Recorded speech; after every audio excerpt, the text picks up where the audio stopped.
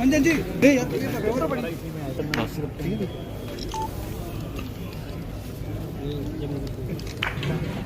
Thank you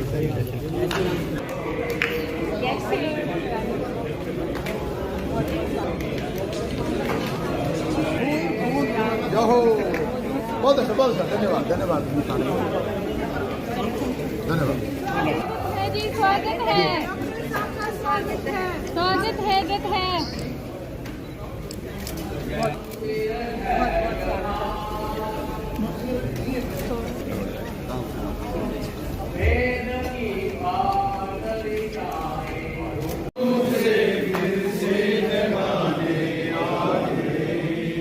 परम पौरुष की पताका हाथ ले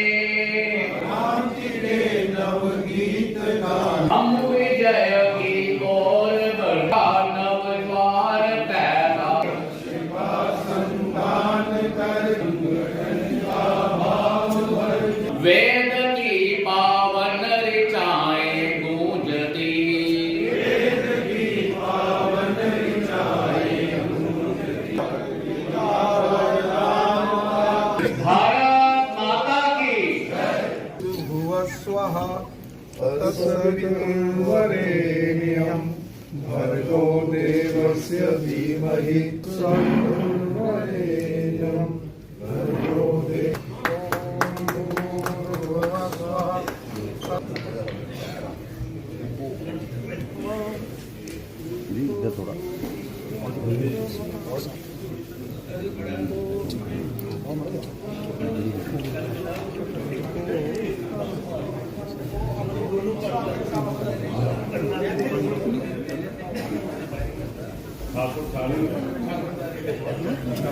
वंदे मातरम सत्य श्यामला मातरम फूल कुसुमित द्रुमद वासिनी सुमधुर भाषिणी वंदे मातरम।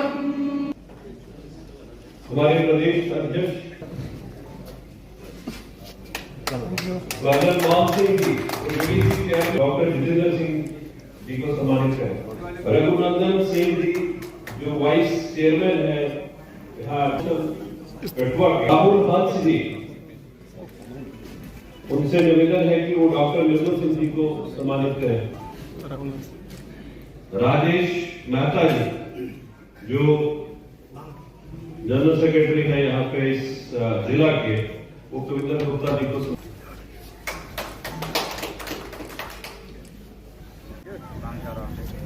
भाई सर ठीक है कुमार साहब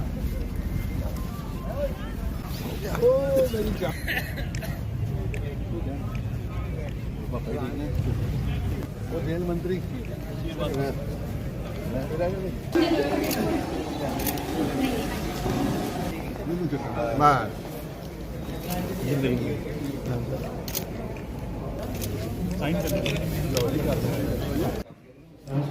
आज इस बहुत ही महत्वपूर्ण संगठनात्मक कार्य समिति में हमारे बीच में भारतीय जनता पार्टी जम्मू कश्मीर यूटी के अध्यक्ष श्रीमान रविंद्र रेड्डी जी, उनके साथ हमारे पीएमओ में मंत्री डॉक्टर जितेंद्र सिंह जी, हमारे जम्मू से सांसद श्रीमान जुगल किशोर जी, पूर्व उप मुख्यमंत्री आदरणीय डॉक्टर जितेंद्र सिंह जी, पूर्व उप मुख्यमंत्री श्रीमान कविंद्र गुप्ता जी। आज इस कार्यक्रम की बैठक में सबसे पहले मैं कठुआ जिला के प्रत्येक कार्यकर्ता की तरफ से आप सबका बहुत बहुत यहाँ पर स्वागत करता हूँ। आदरणीय संगठन मंत्री श्रीमान अशोक जी का भी दिल की गहराई से बहुत बहुत स्वागत है। हमारे तीनों महामंत्री भाई सुनील जी, डॉक्टर मनियार साहब, हमारे विनोद गुप्ता जी और प्रत्येक जितने भी कार्य समिति सदस्य हैं, वो आप सबका इस कार्य समिति में बहुत बहुत वेलकम है। मैं अपनी तरफ से कठुआ के सभी कार्यकर्ता की तरफ से आपका बहुत बहुत स्वागत करता हूँ। और आदरणीय अध्यक्ष जी को ये जरूर कहना चाहूंगा, आदरणीय अध्यक्ष जी, आपने कठुआ जिले का मैं कहूँगा एक बहुत बड़ा मान आपने यहाँ पर हम सबको जो दिया है, मैं अपनी तरफ से आपका दिल की गहराई से बहुत बहुत आभार व्यक्त करता हूँ। ऐसा मौका आपने कठुआ जिला के कार्यकर्ता को दिया। हमारे जो कार्यकर्ता है कठुआ जिला में, एक ही कार्यकर्ता इस कार्य समिति को अच्छा बनाने के लिए अपना पुरजोर पूरी मेहनत करता रहा है और 3-4 दिन से हमारे सभी कार्यकर्ता इस कार्य समिति के लिए लगे हुए थे। मैं अपनी तरफ से यही कहना चाहूंगा कि ऐसा मौका जो आपने कठुआ जिला के कार्यकर्ता को दिया है, हम अगली बार भी ये कार्यकारिणी करना जरूर चाहेंगे अगर आप हमको मौका देंगे। बाकी कठुआ जिले का जो कार्यकर्ता है, मैं हमेशा ये कहता हूँ कि जब भी आदरणीय अध्यक्ष जी, आदरणीय सेक्रेटरी महामंत्री श्रीमान शोभो जी, डॉक्टर साहब, जितने भी हमारे सीनियर नेता है, हमारा शीर्ष नेतृत्व है, हर समय एक बात ये आप लोग कहते हैं कि कठुआ जिले का जो कार्यकर्ता है वो बहुत महत्वपूर्ण कार्यकर्ता है। हर समय संगठन के अनुसार काम करने वाला कार्यकर्ता, और जो भी टास्क कठुआ जिले के कार्यकर्ता को दिया जाता है, हम लोग पूरे प्रयास से, पूरे संगठित रूप से हम लोग उसको पूरा करने का प्रयास करते हैं। मैं अपनी तरफ से एक बार फिर से आदरणीय अध्यक्ष जी का और यहाँ पर आए हुए कार्य समिति सदस्यों का कठुआ जिला की तरफ से बहुत बहुत वेलकम करता हूँ, बहुत बहुत स्वागत करता हूँ।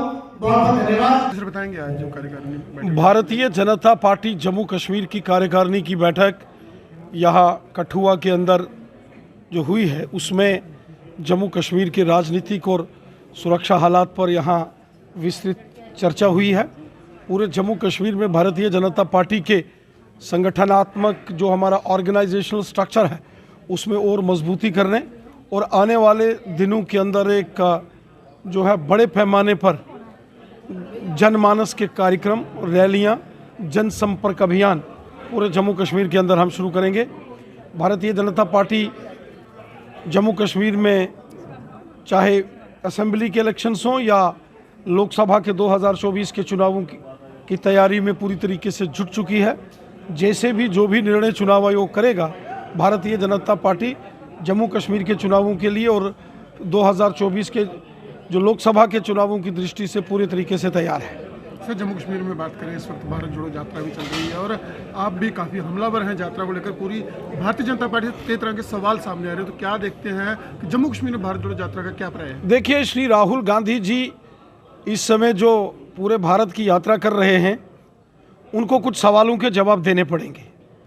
आज वो भारत जोड़ो यात्रा पर निकले हैं, लेकिन भारत को तोड़ा किसने है?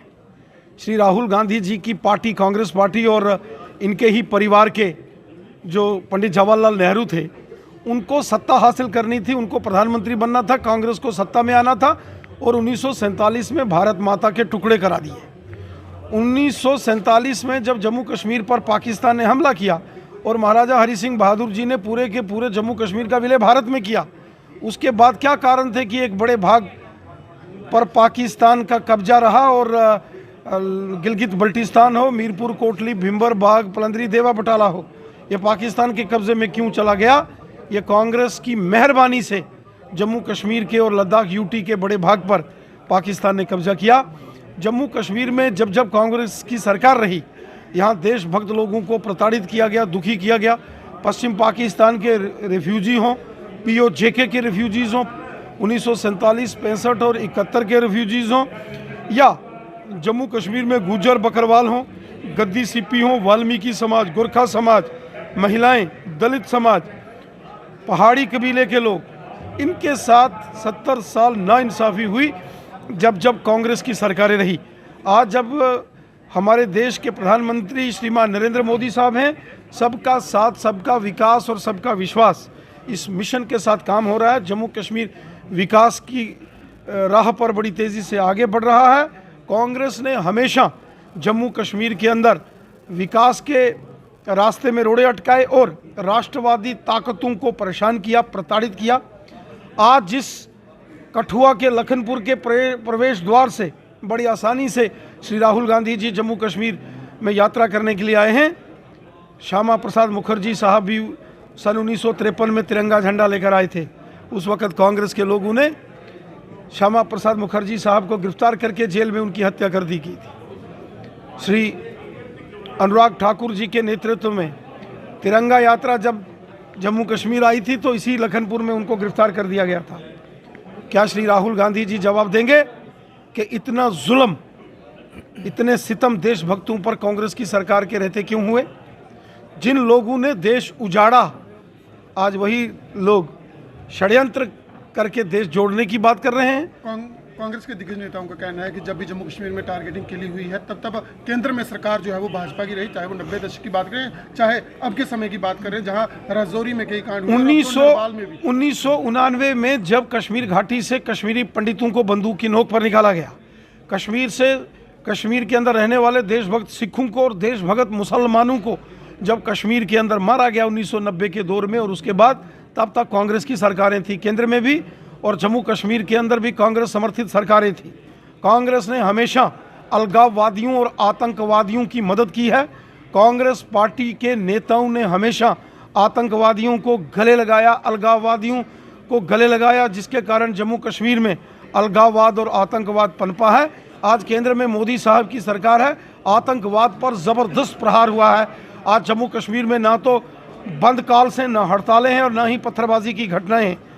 आतंकवाद पर कड़ा प्रहार मोदी साहब ने किया है। आतंकवाद पर कड़े प्रहार की आप बात करें, लेकिन अब तो आतंकवाद जम्मू खित्ते में भी पनपता हुआ दिखाई दे रहा है, चाहे नरवाल की बात करें, रजौरी के डांगरी की बात करें। देखिए, कश्मीर में आतंकवाद पर कड़ा प्रहार हुआ है और आतंकवादी अब छिपकर, क्योंकि ये कायर लोग हैं, बुज़दिल लोग हैं, हमारी सेना, हमारी पुलिस और हमारे पैरामिलिट्री फोर्सेस के जवानों का तो ये मुकाबला कर नहीं सकते, इसलिए रात के अंधेरे में छिपकर कभी रजौरी के ढांगरी में आतंकी घटना की गई और कभी नरवाल में इस प्रकार की आईडी ब्लास्ट की गई।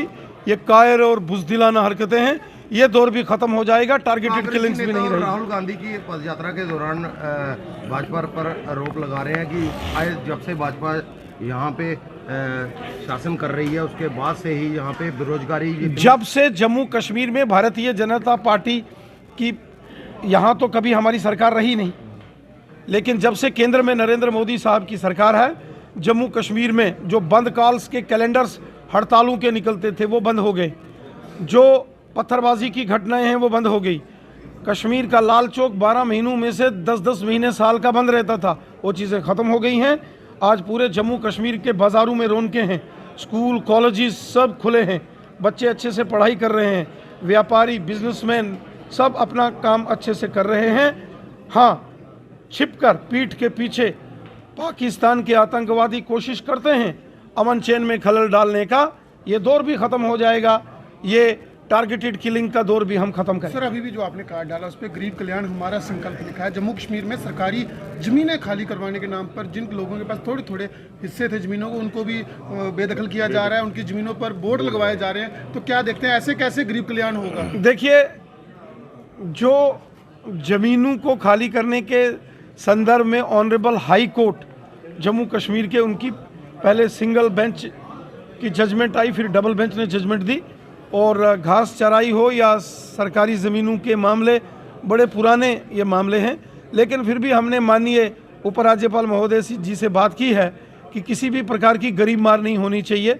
जिन लोगों के पास 2, 4, 6 कनाल ज़मीन है, गांव में है या शहर में किसी की दुकान है, उसको तंग नहीं किया जाना चाहिए। दर्जनों मामलों में हाई कोर्ट ने फैसले दिए हैं जिसको सरकार इम्प्लीमेंट नहीं करती, और ज़मीनों वाला, देखिए, मैं ऑनरेबल हाई कोर्ट की जो जजमेंट है उसके मुतालिक कुछ नहीं मैं बोल सकता, क्योंकि ऑनरेबल कोर्ट जो है भारत देश के अंदर जो न्यायपालिका है एक ऑटोनोमस और इंडिपेंडेंट इंस्टीट्यूशन है।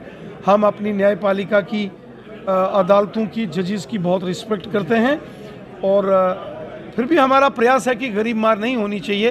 मैंने लेफ्टिनेंट गवर्नर साहब से बात की है और मैंने जम्मू कश्मीर के एडवोकेट जनरल साहब से भी बात की है कि कम से कम गरीब लोग जो पिछले कई सालों से जो इन ज़मीनों के माध्यम से अपना खेती बाड़ी करके अपना घर परिवार चलाते हैं, उनको तंग नहीं किया जाना चाहिए। जब से भारत जोड़ो यात्रा शुरू हुई है, जीएसटी बेरोजगारी, ऐसे मुद्दे लगातार उठाए जा रहे हैं। जम्मू में भी 19 तारीख से यात्रा हुई और बार बार जीएसटी और बेरोजगारी, क्योंकि जम्मू कश्मीर नंबर 1 पे चल रहा है। तो देखिए, श्री राहुल गांधी जो भारत यात्रा पर निकले हैं, पहले तो उनको जवाब देना पड़ेगा कि उन्हीं के खानदान ने 70 साल यहाँ 2-2 कानून क्यों दिए थे, 2-2 झंडे, अलग से झंडा जम्मू कश्मीर में किसने दिया था?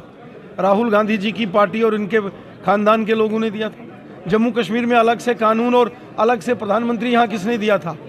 राहुल गांधी जी के खानदान के पंडित जवाहरलाल नेहरू जी ने और कांग्रेस पार्टी ने दिया था। इसी जम्मू कश्मीर के प्रवेश द्वार लखनपुर से वो आसानी से निकल के आए हैं। कांग्रेस ने तो यहाँ परमिट सिस्टम लागू किया था, जो जम्मू कश्मीर में आता है उसको परमिट अर्थात पासपोर्ट टाइप व्यवस्था करनी पड़ती थी।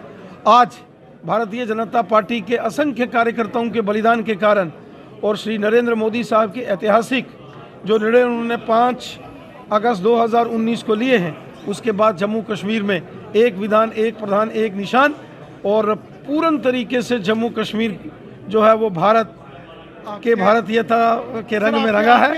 ये बहुत बड़ी देन है। आपके अजीज मित्र और पूर्व सहयोगी चौधरी लाल सिंह जम्मू अलग राज्य और 371 की मांग करते हैं, क्या देखते हैं उनकी इस मांग को, कितनी जायज है जम्मू के लोगों के लिए? तो देखिए, बात ये है, देखिए हर पार्टी का अपना अपना मैनिफेस्टो होता है, किसका आप अपना। भी जम्मू की बात करते हैं, भाजपा भी जम्मू की बात करती आई, तो चौधरी लाल सिंह की इस मांग को किस तरह से देखते हैं, धारा 371 और जम्मू स्टेट? देखिए, वो बड़े पुराने नेता हैं, उनकी अपनी पार्टी है, उनका अपना पार्टी का मैनिफेस्टो है, उन्होंने अपना मैनिफेस्टो बनाया है। नहीं सर, आप जम्मू कश्मीर से नेता, किस तरह से देखते हैं जम्मू कश्मीर को? हम क्योंकि अगर जम्मू अलग राज्य होता है वो, देखिए, हम भारतीय जनता पार्टी एक भारत श्रेष्ठ भारत में विश्वास तो रखती है। पूछा कि आप एक भारत श्रेष्ठ भारत की बात, लेकिन वो जम्मू अलग राज्य की बात कर रहे हैं, आप किस तरह से देखते हैं? अभी बड़ी मुश्किल से तो एक यूटी बनाई है, तो आगे भविष्य में देखेंगे क्या होता है। समर्थन करते हो या नहीं वो तो बता दीजिए। देखिए, बात ये है, मांग को किस तरह से देखते हैं? आपने यहाँ 70 साल देखा कैसे आतंकवाद और कैसे यहाँ अलगाववाद और धारा 370-35 से लगा के अलग से विधान, अलग से निशान और अलग से यहाँ की व्यवस्थाएं थी। अब जो मोदी साहब ने इतना ऐतिहासिक निर्णय लिया है और उस निर्णय के बाद चीज़ें जो हैं थोड़ी सी व्यवस्थित हो रही हैं। भविष्य के गर्भ में क्या लिखा है वो भविष्य जाने, देखेंगे।